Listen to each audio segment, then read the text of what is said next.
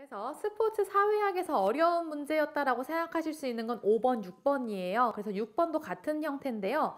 이론 문제가 나왔어요. 제가 이거 이론을 설명드릴 때도 말씀드렸지만 모든 이론을 책에 실을 수도 없고 잘 빈출되는 이론 외에는 정말 중요한 내용만 위주로 책에 실다 보니까 이론이 공부하지 않은 내용에서 이론 문제가 나올 수도 있어요. 그래서 6번 같은 경우도 보시면 뭐지? 나 작년에 시험 볼 때 보신 분들 같은 경우에는 반란 반역주의, 도피주의, 혁신주의 나 이런 단어 몰라 하시는 분들은 일단 5번, 6번은 지나가고 문제를 푸시는 게 훨씬 현명한 방법이다라고 말씀을 드리는 거고요. 이번에 공부하신 분들은 지금 6번 내용 다 공부하셨기 때문에 쉽게 푸실 수 있어요. 책에서는 49페이지에 나와 있습니다. 49페이지에 머튼의 아노미 이론이라고 해서 제가 다 설명을 드렸었기 때문에 내용 보실 분들은 이제 이론 강의에서 보시면 되고요. 그러면 우리가 하나씩 한번 보자면 스포츠에서 이기기 위해서는 수단과 방법을 가리지 않아야 된다고 생각한다. 이거는 혁신주의고요. 스포츠에서는 승패보다 규칙을 지키며 참가하는 데 가치가 있다. 이건 의례주의고요. 기존의 스포츠를 거부하고 새로운 형태의 스포츠를 개발해야 된다는 건 반란 반역주의고요. 그 다음에 4번이 맞는 설명입니다. 그래서 답은 4번입니다.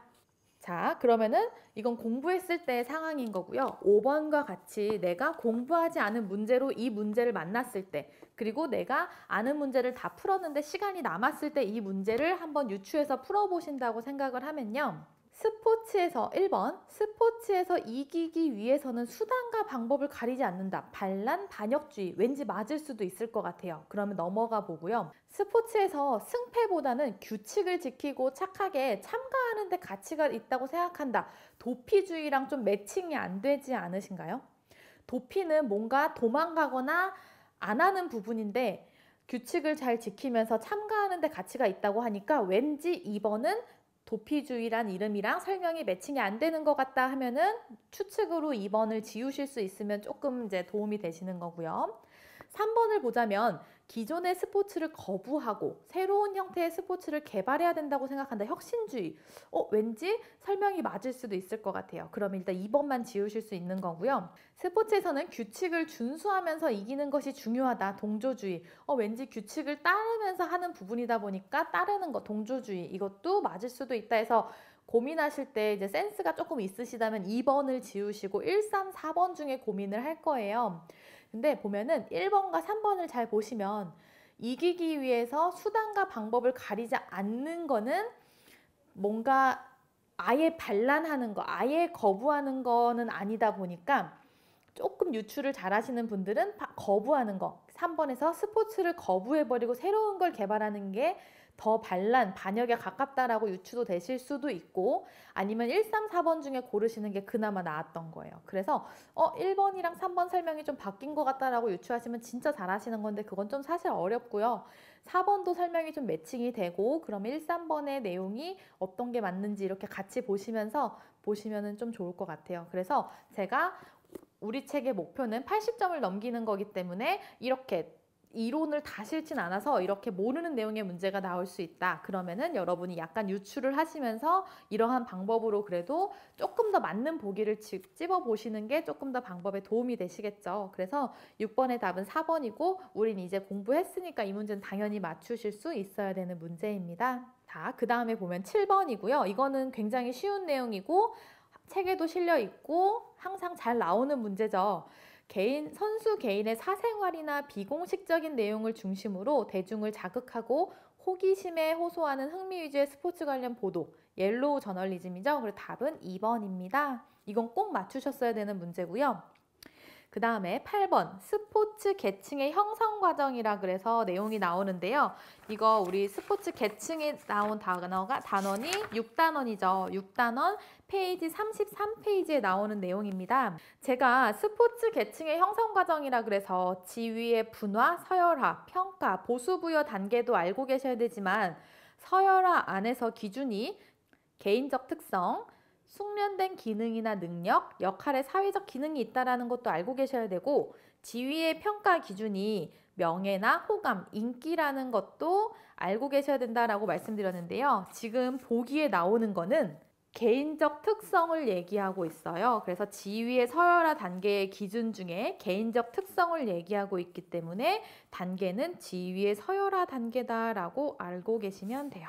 그래서 8번 문제도 공부하신 분들은 쉽게 맞추실 수 있는 문제고요. 뒷장 한번 넘겨보시면 이제 9번 문제입니다.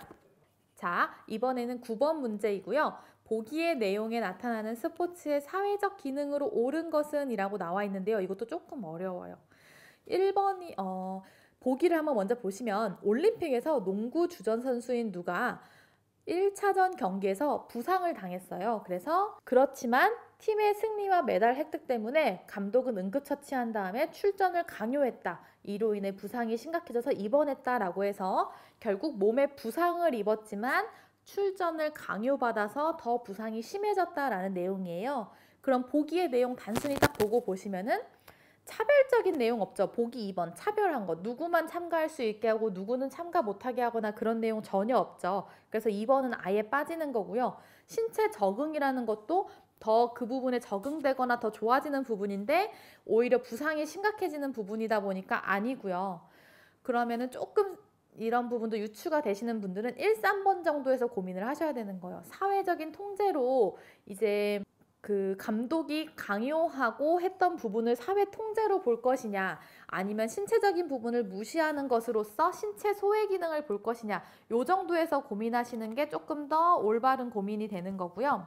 사회 통제 기능은 우리가 사회학 1단원에서 페이지 15에서 봤어요. 사회 통제 기능이라고 하는 거는 지배층이 이제 구성원을 보호하거나 통제하는 부분으로서 원하는 방향으로 이제 구성원을 이끌고 자신들의 부당한 체제를 합법화하거나 하는 부분이라고 말씀드렸던 부분이고요. 신체 소외는 참가자의 신체를 단순히 돈을 벌기 위한 도구로만 인식하면서 승리만을 위한 도구로 전락하는 부분이 신체 소외다 보니까 지금 여기서도 답은 3번이 됩니다.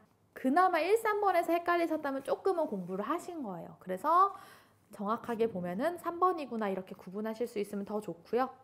그렇게 해서 9번의 답은 3번입니다. 10번 굉장히 잘 나오는 문제죠. 상징, 동일화, 조작, 통제 이거 굉장히 잘 나와서 페이지 17페이지에서 제가 강조드렸던 부분이에요. 그래서 개념을 보시면 1번 상징은 직접 자각할 수 없는 의미나 가치 등을 유사적인 표현을 사용해서 구상화하는 것이다. 1번 상징에 대한 거 맞는 얘기죠. 동그라미 2번 상징의 과정을 통해서 대중은 선수나 팀을 자신과 일체시킨다. 일체시키는 거, 일치시키는 거, 혼돈되게 느끼는 게 동일화라 그랬죠. 그래서 동그라미 2번에 상징이라는 표현이 아니라 동일화에 대한 설명입니다. 그 다음에 상징과 동일화의 효과를 극대화하기 위한 행위로서 조작이 있고 상징, 동일화, 조작은 일련의 과정이지만 동시다발적으로 발생하기도 한다. 그래서 상징과 동일화를 꼭 구분하는 게 중요하다고 말씀드렸어요. 비슷한 것 같지만 대표하는 건 상징, 일치되거나 일체감, 혼돈된 상태는 동일하다라고 말씀드린 부분이라서 이 개념들 정확하게 알고 계시면 되겠습니다. 자, 그 다음 11번입니다. 스포츠 현장에서 발생하는 일탈적 부정행위가 아닌 것은 이건 좀 쉽게 맞추셨어야 돼요. 공부한 내용이기도 하고 그리고 보기가 잘 구분이 됩니다. 이거는 페이지로 따지면 책에서 46, 47페이지에 나와 있는 내용인데요. 제도적 부정행위와 일탈적 부정행위를 구분하는 문제입니다. 그래서 보기 1번 상대방의 심리적 불안을 초래하는 야유는 일탈적 부정행위가 아니라 제도적 부정행위였죠.